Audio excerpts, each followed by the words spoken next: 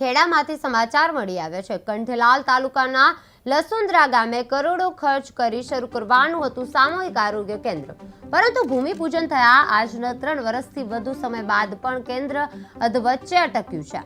30/10/2022ના રોજ સાંસદ દેવસિંહ અને ભાજપના અનેક નેતાઓની ઉપસ્થિતિમાં આ આરોગ્ય કેન્દ્રનું ભૂમિપૂજન કરવામાં આવ્યું હતું, પરંતુ હાલ કેન્દ્ર પર મલમાલ, સિમેન્ટ અને પથ્થર પકડાયેલું છે, લાઇટ કનેક્શન કપાઈ ગયું છે અને કામ બંધ હાલતમાં છે। આપનો પરિચય?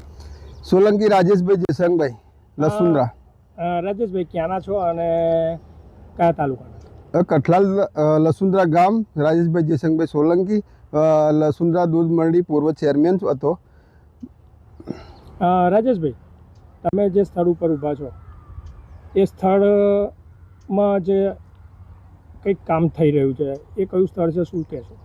હવે અમારે અમદાવાદ ઇન્દોર હાઈવે પર સામૂહિક આરોગ્ય કેન્દ્રનું કામ ચાલુ કર્યું હતું।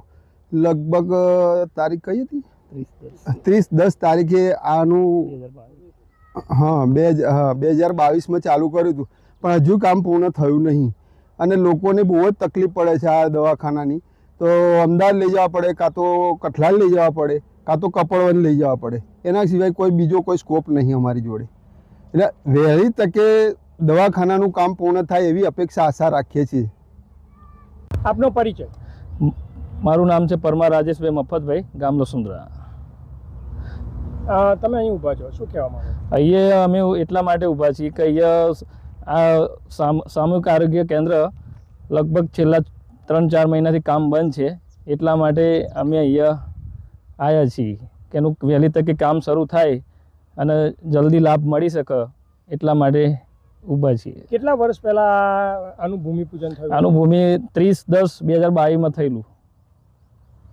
અહીં કઠલાલની પ્રજા કેટલી છે અને તેમને શી જરૂર છે આ સામૂહિક? અહીંયા અમારે આજુબાજુના ગામડાને એમ કે 20 થી 25 હજાર પબ્લિક છે, તો અહીંયા વહેલી તકે કામ શરૂ થાય ને સંપૂર્ણ કામ પૂર્ણ થાય તો અહીંયા મહિલાઓ છે પ્રેગ્નન્સીવાળા અને વૃદ્ધો છે, એમને વહેલી તકે અહીંયા સારવાર મળી શકે, એટલા માટે। આપનો પરિચય? મારું નામ ભરતસિંહ ગોહિલ છે। કયા ગામના છો અને તમે શું કામગીરી કરી રહ્યા છો? મારું ગામ લસુંદ્રા છે અને હું પૂર્વ ડેપ્યુટી સરપંચ છું લસુંદ્રા।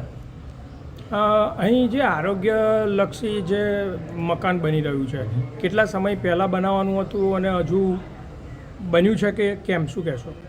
સાહેબ, છેલ્લા 2-1 વર્ષથી કામ ચાલે છે પણ બહુ મંદ ગતિએ ચાલે છે અને અમે સરકારને એવું જણાવવા માગીએ છીએ કે વહેલી તકે કામ ઝડપી થાય તો શું છે કે ઘણા બધા ગામના સુવિધા સારી મળી શકે એવી પરિસ્થિતિ। આરોગ્યલક્ષી સેવામાં ડૉક્ટરો ત્યાં ફરજ ઉપર ગામને અનુલક્ષીને આ જે બન્યું નથી